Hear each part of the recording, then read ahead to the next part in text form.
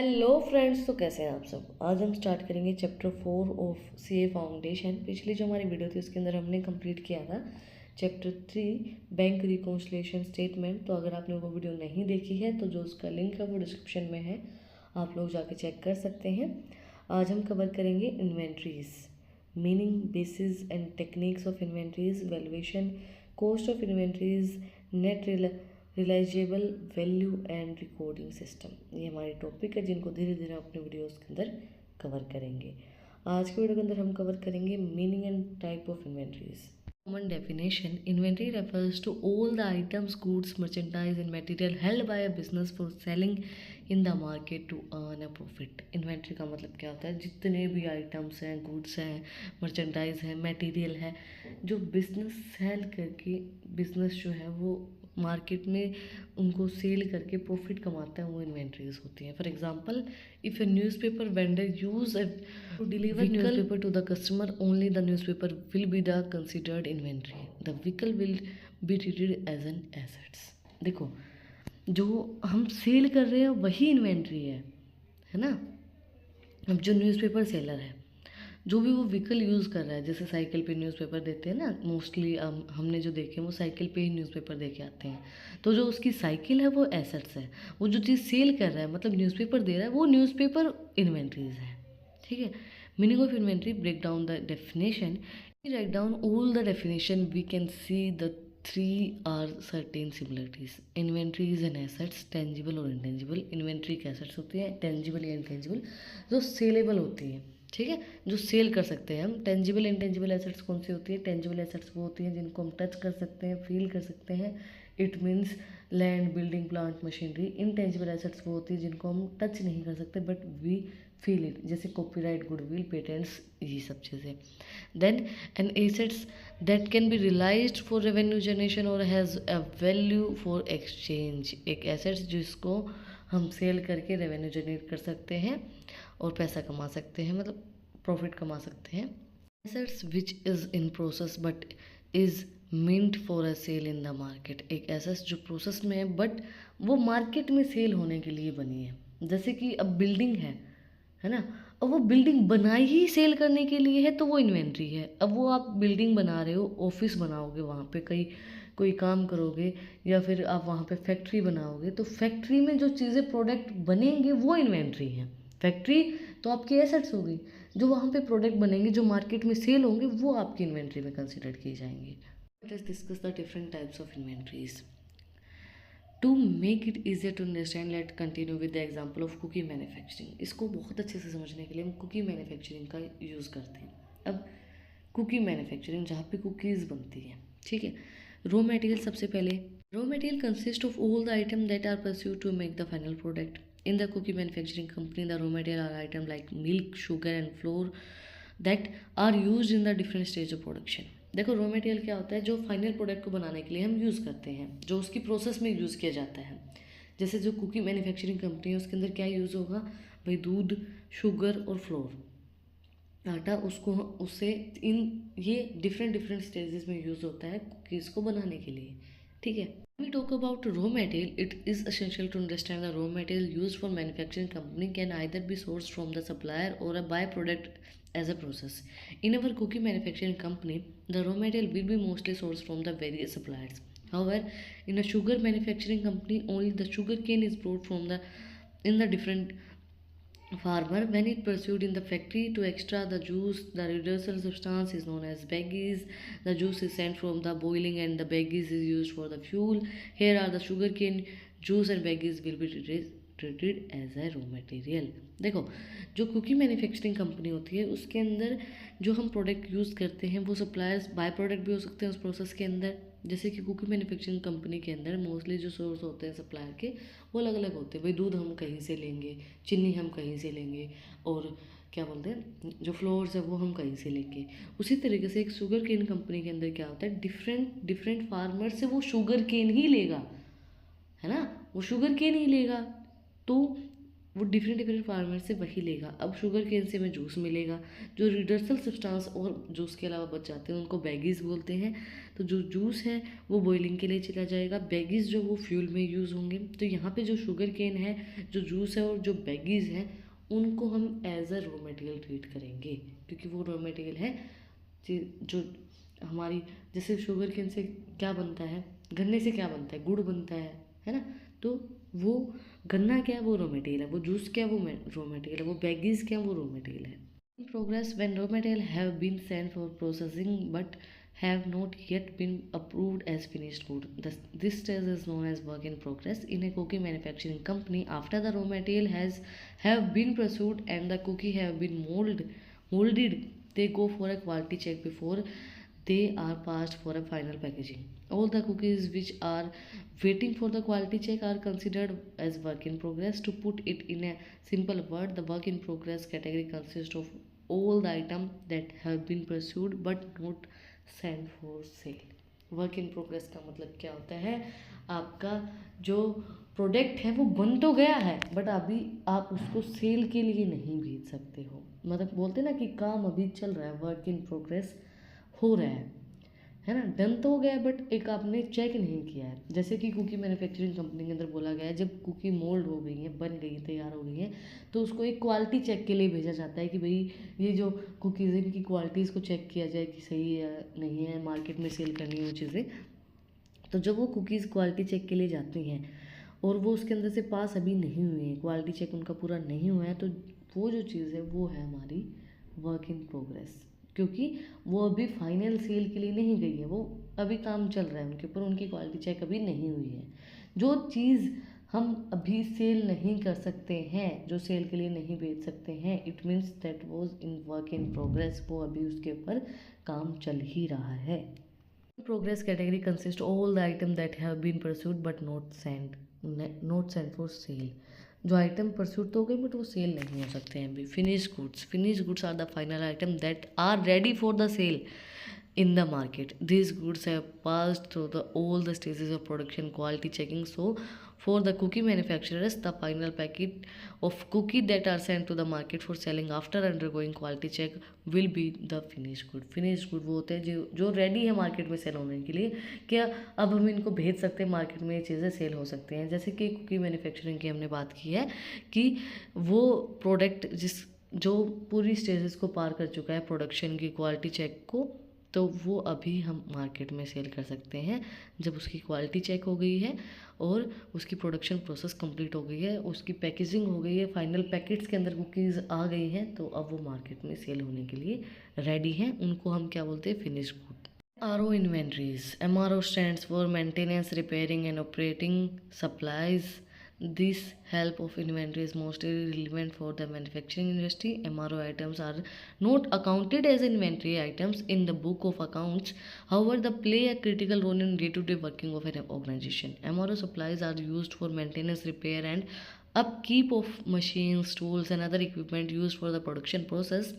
Some example of MRO items are lubricants, coolant, uniforms and gloves, nuts, bolts and screws. MRO stands for Maintenance, Repairing and Operating Supplies. देखो ये ज़्यादातर जो है ये manufacturing industries जो होते हैं उनके लिए यूज़ की जाती हैं, कि जैसे भाई जो डे टू डे ऑपरेशन हमारे चल रहे हैं, वर्किंग में चीज़ें चल रही है, तो उनके लिए हमें मेंटेनेंस भी चाहिए होती है, रिपेयर्स भी चाहिए होते हैं, मशीनरी बहुत बार ख़राब हो जाती हैं, सप्लायर्स भी चाहिए होते हैं, तो वो सब चीज़ें जो होती हैं वो MRO इन्वेंट्रीज़ के अंदर आती हैं, जो डे टू डे ऑपरेशंस को डन करने के लिए हम उनका यूज़ करते हैं, उनमें इन इन्वेंट्रीज़ का यूज़ करते हैं। जैसे कि स्पेयर पार्ट्स हो गए या फिर जो रिपेयर करने के लिए जो टूल्स यूज़ किए जाते हैं। चीज़ ध्यान रखना, ये नहीं करके आना है कि इन्वेंट्रीज़ के टाइप में आप लिखा हो raw material and work in progress या फिनिश गुड। मैं फिर से रिमाइंड करती हूँ, वो एग्जांपल था उन टाइप्स को समझने के लिए और अच्छे से समझने के लिए, ठीक है। इन्वेंट्रीज़ के टाइप अब ये हैं, MRO inventories, buffer inventory. In a manufacturing or a trading business, fluctuation and market movements can not be a prepaid and such changes can be a negative impact on the sale of production process which can be lead out of stock situation. Buffer inventory attempts to and consent for the following adjust that prevention is better than cure. Buffer inventory also known as safety stock consist of the items stored in the warehouse of a store of a factory or a cuisine.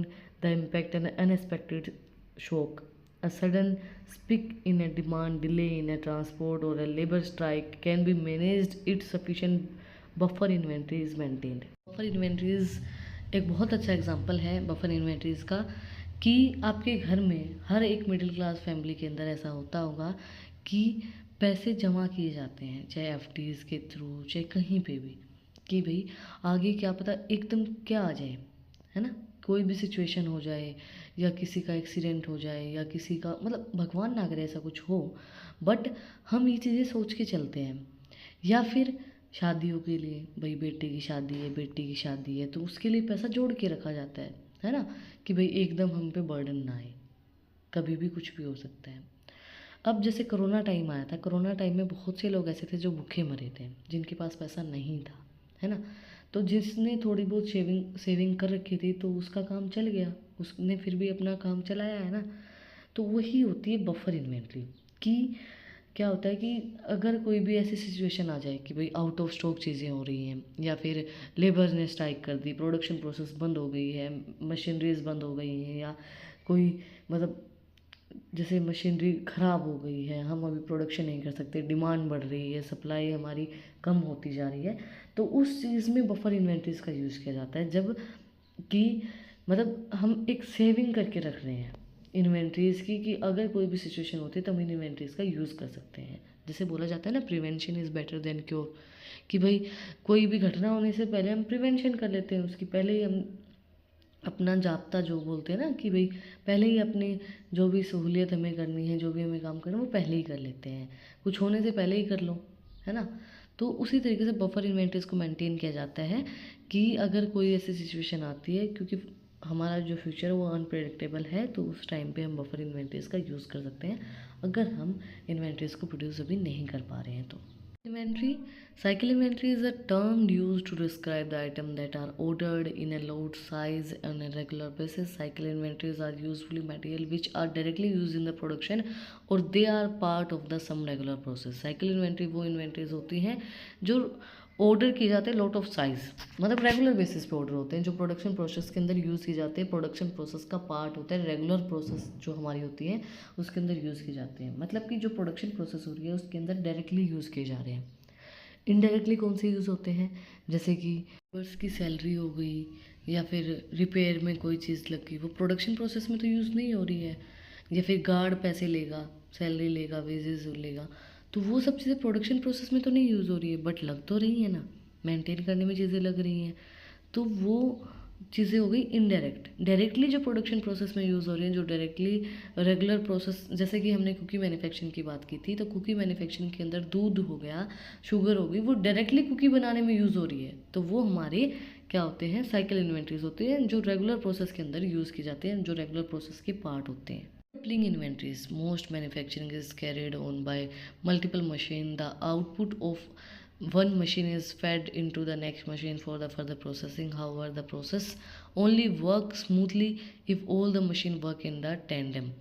A work down in any machine can derail the entire process, which is when decoupling inventory comes into the pictures. Decoupling inventory consists of items which are kept in the reserves to be pursued by the another machinery, and if the processor machinery fail to pursue its usually output. देखो, decoupling का एक meaning जो होता है वो होता है separation, separate करना, एक चीज़ को दूसरी चीज़ से सेपरेट करना, डीकपलिंग करना, मतलब जैसे कपलिंग क्या हो गया, कपल बनाना, एक दूसरे को साथ में लेके आना, डीकपलिंग क्या हो गया, सेपरेट करना, उस कपल को तोड़ देना। तो डीकपलिंग मशीन इन्वेंट्रीज वो होती हैं जैसे कि दो मशीन, मतलब एक चीज़ को बनाने के लिए एक मशीन का यूज़ तो होता नहीं है, बहुत सी मशीन का यूज़ होता है, तो मल्टीपल मशीन का जब यूज़ करते हैं तो कई बार क्या होता है कि एक आधी मशीनरी जो होती है वो ख़राब हो जाती है, वो काम नहीं करती है, तो जब वो काम नहीं कर रही है तो उस टाइम पे उस प्रोसेस को यूज़ करने के लिए, उस प्रोसेस को डन करने के लिए उसका यूज़ किया जाता है। जैसे कि in our example of cookie manufacturing, after the dough has been moulded and it dough has been molded, it does to be opened for a baking. To prevent a breakdown in one of the molding machine can delay the baking process. The manufacturer might keep some extra pieces of mould dough which can be sent to be the oven and baking while the machine is being repaired. जैसे कि देखो क्या होता है कि cookie manufacturing का इन्होंने फिर से एग्जांपल दिया कि अब हमने डो बना लिया है मोल्ड करने के लिए, कुकीज़ को बनाने के लिए। अब जो मोल्डिंग है वो मशीन में जा रही है। अब बेकिंग प्रोसेस के अंदर जब मैन्युफैक्चरिंग हो रही है तो हमारे पास मोल्डिंग जो पीसेस है वो एक्स्ट्रा होने चाहिए ना। हो सकता है हमारी मशीन जब काम नहीं कर रही है तो उस मशीन रिपेयर होने तक हमारे पास जो मोल्डिंग एक्स्ट्रा जो चीज़ें होती हैं भाई, हम एक्स्ट्रा मोल्ड भी तो रखेंगे ना। ज़रूरी नहीं हमारी मशीनें कब तक रिपेयर हो, हमें नहीं पता वो कब तक रिपेयर होगी। तो जो एक्स्ट्रा मोल्ड्स हम रखते हैं वो डीकपलिंग के अंदर आते हैं। नेक्स्ट हमारी आती है ट्रांजिट इन्वेंट्री, जिसको हम बोल सकते हैं ट्रांसपोर्टेशन इन्वेंट्रीज भी बोल सकते हैं। एक ट्रांसपोर्टेड हम नाम यूज़ कर सकते हैं, but transit inventory refers to item that are being moved from one location to another. मतलब होता है ना ट्रांसपोर्टेशन का काम ये होता है कि एक जगह से दूसरी जगह पे चीज़ों को लेके जाना। ट्रांजिट इन्वेंट्रीज का मतलब ये होता है वो इन्वेंट्री जिनको हम एक जगह से दूसरी जगह पे लेके जा सकते हैं, such as raw material being be transported to the factory by the railway और finish goods being transported to the store by truck.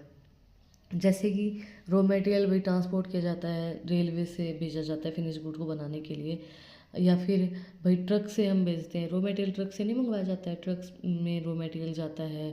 और जो भी रॉ मटेरियल है वो कई बार जो है ट्रेन में जाता है, कई बार ट्रक्स में जाता है। तो ट्रांसपोर्ट इन्वेंट्रीज वही होती है जिसको हम एक जगह से दूसरी जगह पे भेजते हैं, फिनिश गुड को बनाने के लिए रॉ मटेरियल को भेजते हैं।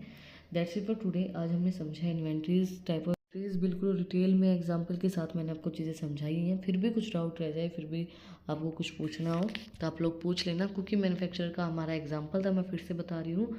Raw material, work in progress, finish good हमारी एक एग्जाम्पल के पार्ट थे जिसको आपको समझ में आए कि इन्वेंट्रीज क्या होती हैं। देन आपने उसके बाद उसके टाइप्स को कवर किया है। कुछ भी डाउट है, कुछ भी पूछना तो पूछ लेना। और अगर आपको इन टॉपिक्स की PDF चाहिए तो टेलीग्राम चैनल का लिंक भी डिस्क्रिप्शन में है, वहाँ पर जाकर आप मुझे फॉलो कर सकते हैं। और भी इंटरेस्टिंग रील्स को देखने के लिए इंस्टाग्राम चैनल का लिंक भी डिस्क्रिप्शन में है, वहाँ पर जाकर आप मुझे फॉलो कर सकते हैं। यहाँ तक वीडियो को देखा है तो प्लीज़ सब्सक्राइब बटन पे एक मुक्का मार दो, बेल आइकन प्रेस करो ताकि जो सबसे पहले अपडेट है वो आप लोग के पास आए। फिर मिलते हैं एक नई वीडियो के साथ, एक नए टॉपिक के साथ। Like share and subscribe. Thank you for watching my video and enjoy your life.